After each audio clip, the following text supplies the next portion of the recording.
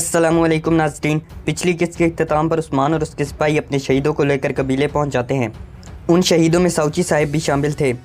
اس قسط کے آغاز میں قبیلے کے تمام لوگ اپنے شہیدوں کے لیے رو رہے تھے۔ لینا خاتون عثمان کے پاس آتی ہے اور ان سے کہتی ہے، عثمان صاحب شہیدوں کے لیے تعزیت قبول فرمائیں، لیکن میرے شوہر ساؤچی کہاں ہیں؟ عثمان کائی پرچم میں لپٹی ایک میت کی طرف اشارہ کرتے ہوئے کہتے ہیں، ارطغرل غازی کے بیٹے ساؤچی صاحب شہید ہو گئے ہیں۔ یہ سن کر لینا خود کو سنبھالتے ہوئے ساؤچی کی میت کے پاس آتی ہے اور ساؤچی پر سے پرچم ہٹانے کے بعد اپنے بچے کو بھی ساؤچی کے پاس رکھ دیتی ہے۔ بچہ رونے لگتا ہے تو عثمان اور قبیلے کے تمام لوگوں کی آنکھیں آنسوؤں سے نم ہو جاتی ہیں۔ لینا ساؤچی کے پاس بیٹھتے ہوئے کہتی ہے، اٹھو میرے ساؤچی، آپ نے وعدہ کیا تھا کہ آپ واپس آؤ گے۔ دیکھو ہمارا ارطغرل بھی رو رہا ہے، وہ جانتا ہے کہ اس نے اپنے بابا کو کھو دیا ہے۔ اس کے بعد لینا دھاڑے مار کر رونے لگتی ہے اور ساؤچی کی میت سے لپٹتے ہوئے کہتی ہے، میں یہ درد کیسے برداشت کر سکوں گی عثمان صاحب۔ آئیگل آگے بڑھتی ہے اور لینا کے پاس آ کر بیٹھ جاتی ہے۔ لینا کہتی ہے، میرا ساؤچی شہید ہو گیا ہے۔ آئیگل لینا کے آنسو صاف کرتے ہوئے کہتی ہے، ہمارے پاس بہت زیادہ شہید ہے لینا۔ اس کے بعد بالا آگے بڑھ کر بچے کو اٹھا لیتی ہے۔ لینا قبیلے کے لوگوں کو بتاتے ہوئے کہتی ہے، میں ایک شہید کی والدہ ہوں اور میں ایک شہید کی بیوی بھی ہوں۔ عثمان آگے بڑھ کر لینا کو دلاسا دیتے ہوئے کہتا ہے، لینا خاتون، میں یہ تو نہیں کہہ سکتا کہ مت روئیں، مگر مضبوط بنیں اور خود کو سنبھالیں، اب آپ ایک مسلمان ہیں۔ یہ سن کر لینا ساؤچی کی میت کو دوبارہ کائی پرچم سے ڈھانپ دیتی ہے۔ عثمان اونچی آواز میں کہتا ہے، کائی کے بہادر مرد اور کائی کی بہادر خواتینوں، ہم اپنے شہداء کا احترام کر کے سوگ کے ساتھ اپنی فتح کا آغاز کریں گے۔ عثمان اپنے ہاتھ پھیلاتے ہوئے کہتا ہے، میرے بھائی ساؤچی صاحب جو جنگ میں اللہ اکبر کے نعرے کے ساتھ شیر کی طرح داڑے، ہماری نسل ان کو ہزاروں سال بعد بھی نہیں بھولے گی۔ میرے بھائی ساؤچی اپنے گہرے سرخ گھوڑے پر سوار ہوئے اور شہید ہو گئے۔ وہ اپنے بچے کو گلے سے لگانا چاہتے تھے، انہوں نے اپنا نفیس چہرہ زمین پر رکھا اور ہمارے نبی صلی اللہ علیہ وسلم پر درود بھیجا۔ انہوں نے اپنی تلوار سے سیاہ مذہب والے کافروں کو کاٹا اور ٹھوکر ماری۔ اب ہمیں سوگ کے ساتھ میرے بھائی اور ہمارے شہداء کو خدا حافظ کہنا چاہیے۔ اللہ کا شکر ہے کہ ہم نے دشمنوں کو شکست دی اور فاتح ہوئے۔ عثمان اپنے سپاہیوں سے کہتا ہے، ہمارے آخری فرائض پورے کرنے کے لیے میرے بھائی کو میرے خیمے میں لے جائیں اور تمام شہداء کی تدفین کے لیے تیاریاں شروع کی جائیں۔ آئیگل لینا کو اوپر اٹھاتی ہے اور ساؤچی کی تلوار لینا کے ہاتھ میں تھما دیتی ہے۔ عثمان بالا کے پاس آتا ہے اور لینا کے بچے کو اپنی باہوں میں اٹھا لیتا ہے۔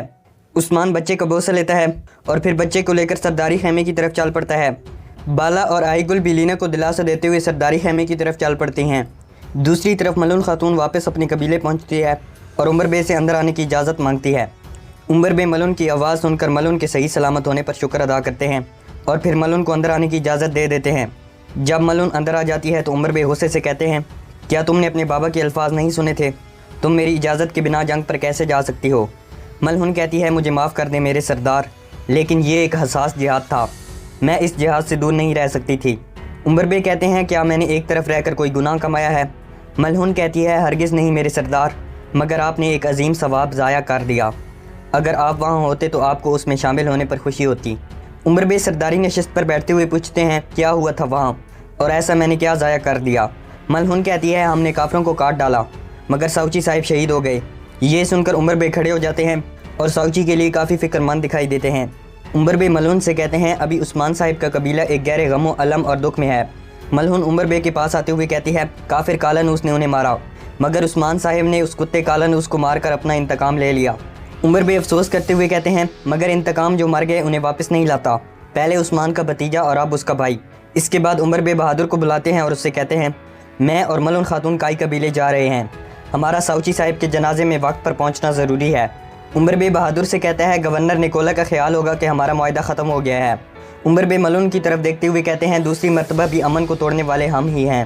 پھر عمر بے بہادر سے کہتے ہیں، نکولا ہمارے قبیلے پر حملہ کر سکتا ہے، بہادر اب تم جاؤ اور دفاع کو مضبوط بناؤ۔ یہ کہہ کر عمر بے اور ملون سرداری خیمے سے باہر آنے لگتے ہیں۔ دوسری طرف کائی قبیلے کے سرداری خیمے میں لینا خاتون ساؤچی کی میت کے ساتھ لپٹی ہوئی تھی۔ بالا لینا کو دلاسا دیتے ہوئے کہتی ہے، لینا خوش ہو جاؤ، تمہارا بیٹا اور تمہارے خاوند اب جنت میں ہیں۔ ادھر باہر عثمان شیخ ادبالی اور کچھ لوگوں کے ساتھ سرداری خیمے کی طرف آ رہا تھا۔ سرداری خیمے کے سامنے کافی سارے لوگ بھی اکٹھے تھے۔ جب وہ لوگ سرداری خیمے کے اندر آ جاتے ہیں تو بالا خواتین سے کہتی ہے، آ جائیں خواتین، سرداران کو اپنا فرض پورا کرنے دیں۔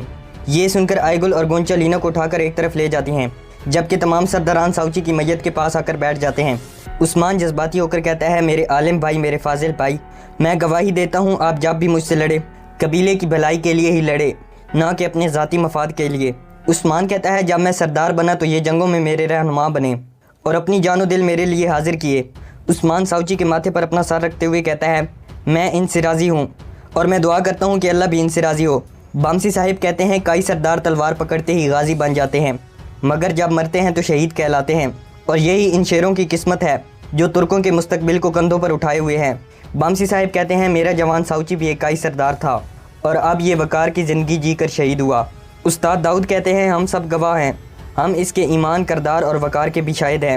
یہ ایک مسلمان بن کر جیا اور اسلام کے راستے پر قربان ہوا۔ اللہ انہیں جنت الفردوس میں جگہ عطا فرمائے۔ گندوز بھی ساوچی کی میت کی طرف دیکھتے ہوئے کہتے ہیں میرے بڑے دل والے بھائی، ہمارے علم میں لائے بغیر جو تم نے خیراتی کام کیے، اب وہ مظلوم اور لاچار لوگ یتیم ہو گئے، لیکن آپ فکر نہ کریں، وہ غریب ہمیشہ تمہیں دعائیں دیتے رہیں گے۔ شیخ ادیبالی لینا سے کہتے ہیں بیٹی تمہارا شوہر جنت میں اپنے بیٹے سے ملے گا، تم ایک مومنہ ہو جس نے اپنے گناہوں سے توبہ کر کے اسلام قبول کر لیا ہے، یہ تمہارے لیے ایک اچھی خبر ہے، اللہ تمہارے بیٹے اور تمہارے شوہر کو جنت میں ملا رہا ہے۔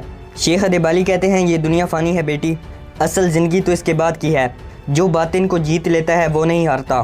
اس کے بعد عثمان آگے بڑھ کر ساوچی کے چہرے کو کائی پرچم سے ڈھانپ دیتے ہیں، پھر سب لوگ ساوچی کے جنازے کو اٹھانے کے لیے کھڑے ہو جاتے ہیں۔ اس کے بعد عثمان اور باقی سرداران ساوچی کی میت کو اٹھاتے ہیں اور سرداری خیمے سے باہر آ جاتے ہیں۔ آئی گل اور گونچا بھی لینا کو باہر لے آتی ہیں۔ قبیلے کے لوگ جب ساوچی کے جنازے کو دیکھتے ہیں تو سب لوگ جنازے کے پیچھے پیچھے جنازہ گاہ کی طرف چل پڑتے ہیں۔ عمر بے اور ملن خاتون بھی وہاں پر پہنچ جاتے ہیں اور عمر بے بھی ساوچی کے جنازے کو کندھا دیتے ہیں۔ اگلے دن سرداری خیمے میں تمام لوگ اکٹھے تھے۔ سب سے پہلے ساوچی کے حق میں دعا کی جاتی ہے اور پھر عثمان کہتے ہیں سرداران آپ سب نے یہاں آ کر ہمارا غم بانٹا۔ ایک سردار شیخ ادیبالی سے پوچھتے ہیں جناب شیخ آپ نے کہا کہ ساوچی صاحب کے پاس بس درویشی لباس نہ تھا، اس میں کیا حکمت ہے؟ شیخ ادیبالی کہتے ہیں کمرال ابدال کی درویشی خانقاہ میں کھانے کا خرچہ 2 سرداروں نے اٹھایا تھا، ایک ان میں سے زندہ ہے جس کا نام لینا مناسب نہیں۔ کمرال ابدال کہتے ہیں جبکہ دوسرے ساوچی صاحب تھے اور وہ نہیں چاہتے تھے کہ کسی کو اس کا علم پڑے۔ شیخ ادیبالی اکچا درویش سے پوچھتے ہیں کیا ان کے پاس لاتعداد دولت تھی؟ اکچا درویش کہتے ہیں جناب شیخ ان کے پاس نہ تو کوئی زمینیں تھیں، نہ گودام اور نہ ہی سرداری کی پوسٹ تھی، انہوں نے اپنے بچوں اور بیوی کے حق کے علاوہ سب لوٹا دیا۔ یہ سن کر گندوز کہتے ہیں قربان جاؤں میں اپنے بھائی کے بڑے دل پر۔ ایک درویش کہتے ہیں ان کے پاس بس ایک گھوڑا، تلوار اور زرہ تھی، باقی انہوں نے اپنے پاس کچھ نہیں رہنے دیا۔ شیخ ادیبالی کہتے ہیں اور اتنا ہی ایک درویش کے پاس ہوتا ہے۔ عثمان ساوچی کی تلوار کو اٹھا کر کہتے ہیں یہ ہے وہ تلوار جو اپنی کمان سے اسلام کے لیے نکلی اور اب یہ ایک عظیم کائی سردار کا ورثہ ہے، اب ان کا بیٹا ارطغرل اس تلوار کو تھامے گا اور وہ عالم اسلام کے نظام کے لیے جنگ کرے گا۔ بامسی صاحب کہتے ہیں یہ مقصد ادھورا نہیں رہے گا۔ استاد داؤد کہتے ہیں ہم میں سے کچھ مرتے ہیں جبکہ ہزاروں زندہ ہوتے ہیں۔ شیخ ادیبالی کہتے ہیں اب کئی سرداروں کو اکیلا چھوڑ دیں، ہم باہر رہ کر گفتگو کرتے ہیں۔ یہ کہہ کر شیخ ادیبالی اور ان کے مرید وہاں سے باہر چلے جاتے ہیں اور یہاں پر اس ایپیسوڈ کا اختتام ہو جاتا ہے۔